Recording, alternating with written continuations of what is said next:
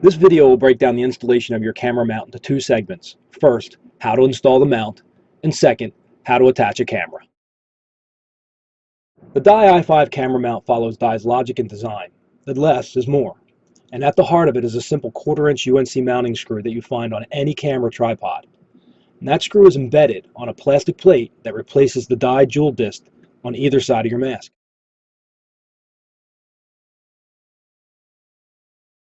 If you've owned an i4 goggle, you understand the simple push in the ear clip and slide out your lens process. This is similar to a degree. What is different is Dye installed a blue device that must be disengaged in a two-step process, which honestly becomes three. I'll show you. Now, to remove your lens, you need to disengage the locking clips so that you can move the release clip. Two locking clips exist in gray on each side of the mask. You'll notice that when you first get your mask, until you get these things kind of worn in a little bit, I could use a screwdriver or a nickel to force those locking clips forward in the mask. That's important because without moving them forward, the release clip can't slide forward. It's kind of all one part. Once the release clip can slide forward, it can then rock in perpendicular, at which time that is when your lens will slide out. Now, when you see this release clip slide sideways, you'll then see the hook on it that holds the lens into the housing in the similar fashion that your Dye i4 did. There it is. Now, why is this important? Because you can see that that release clip is blocking the retention or the retention disc that holds your Dye jewel piece or the mounting piece in place. We're going to get to that. Just stay with me. So you'll notice that I'm sliding the lens forward just a little bit. So you don't have to remove the lens entirely to get to this. I think if you handle it in this fashion, you can minimize the amount of abuse you put on your mask when you're putting your mounts on. Now, for the most part, I think you should handle this in a 1 and done type situation. Put your mount on there and leave it there. No one's really going to notice it. Now, the next point of fact here is you'll notice that I'm using a nickel to twist the retention disc. The reason I use a nickel is because it's shaped to the inside of a groove that allows you to actually turn that retention disc. I found a 1/4 works better, and strange as it may sound, I have a peso that fits even more perfect. So you can see now that as I remove the retention disc, the Dye jewel now comes right out. What's going to replace the Dye jewel? Again, the mounting plate. We're going to get to that now. The mounting plate goes in the same place with the Dye logo facing upward.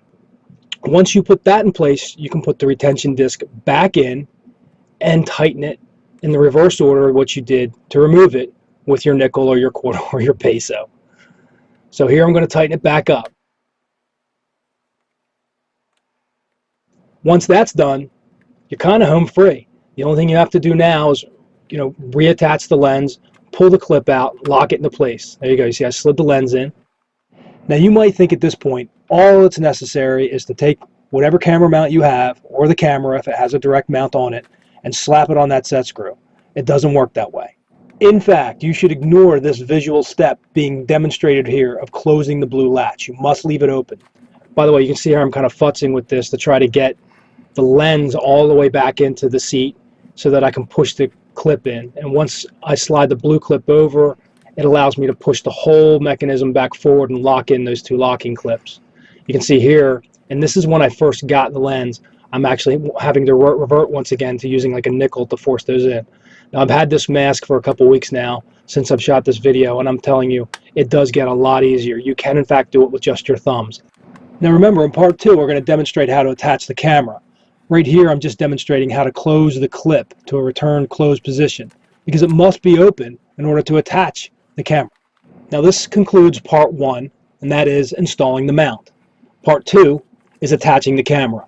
And I know you see that little set screw there and you're thinking, it can't be that hard. As I stated, the blue clip must be open in order to attach the camera properly. So we're going to get to that now.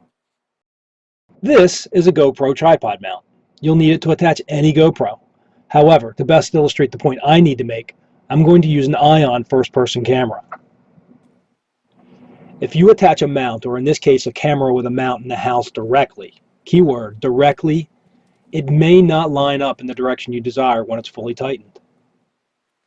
In addition, your camera will most likely spin because the set screw on the inside won't truly be tightened as tight as it should go. The answer: you need to use a hex head Allen wrench. Now, why am I advising this? Because Dime made it this way for a reason. It allows you to truly set your camera position.